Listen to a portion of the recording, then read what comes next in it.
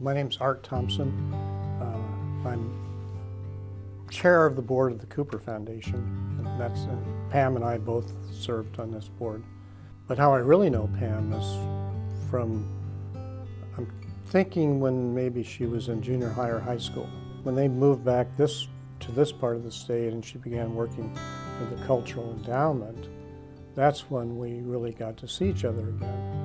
So here we are, I don't know, 30 or 40 years later, and she just did a great job at the Cultural Endowment. I met her probably the first time actually at the Cultural Endowment when she took over as director. It was a perfect positioning for her because this board is a combination of Nebraska Arts Council and Humanities Nebraska. So she was a valued person the moment she walked in. I credit her with getting me involved with multiple things, especially with the arts and humanities and the Grand Island Community Foundation. She brought me on the board of the Grand Island Community Foundation. Pam was a quiet leader and a mentor. She was a teacher.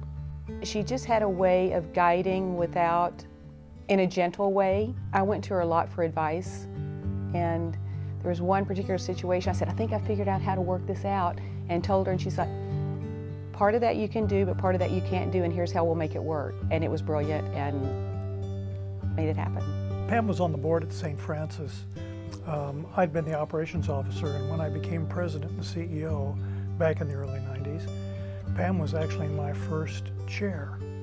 And so I had a chance to get comfortable with my new roles and responsibilities with Pam as the chair, and how lucky was I. She had a natural ability to attract people, and in a very comfortable way, you know. She didn't talk to people.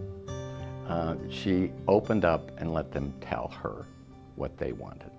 And that was a quick positioning for her. The way people communicate in board meetings is important, and Pam was one who wasn't always talking. She was often listening. At certain points when she felt it was necessary, then she would make a point. And there's something about being that way that makes the point sharper when it does get made. Everything she said was important, you know, and she was a great collaborator, and she was she brought people together.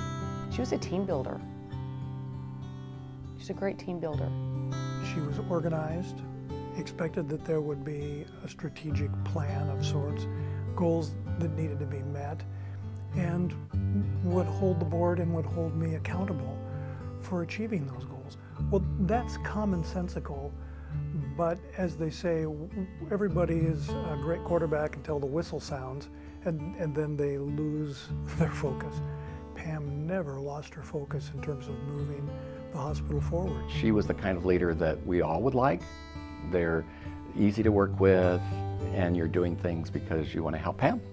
And so we all did. We all helped her. Pam was always a participant in whatever community she was involved in and beyond. Nationwide, she was sought after as a strategic leader, and she would go in and do all kinds of strategic things across the United States. So she's not just Grand Island, she's not just Nebraska, she's known nationwide. Pam was very philanthropic with her time, talent, and treasure. When I think of Pam, I think mostly about like the arts and the humanities. One of the hobbies, I would call it, that Pam had was photography. She would take pictures of things that we roam by and are amazed by, but she captured them. So it was an aspect of Pam, and I already liked her. I already appreciated her skill as a director, but became a sidebar, you know, favorite thing about what we would talk about. So she was brilliant. She was a beautiful writer. So I really don't like to speak in front of people, but there was one time that I had to, so I was like, Pam, can you write it for me? And so she wrote my speech for me, and she was always behind the scenes encouraging me and pushing me out there and getting me to do stuff. And so we got really close, and I think that's because of that, at the end of her life, it was the hardest to lose her.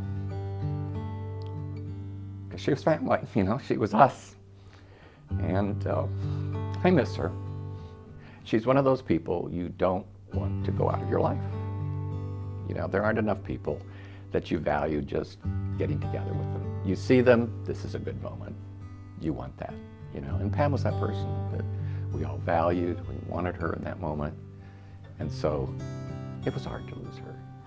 She's smart, and she's kind, and she withheld criticism.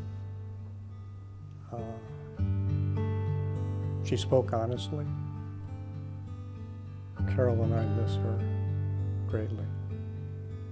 I don't think leaders are born. I think there are people who have natural talents, but those natural talents come together to provide leadership. And that happened with Pam. And as a result, she becomes a mentor by example. It certainly made a positive impact on me and helped me in my leadership roles. I think there are a number of us scattered all over this state and probably beyond who were put in leadership roles or sought leadership roles and became better leaders because Pam was part of that process.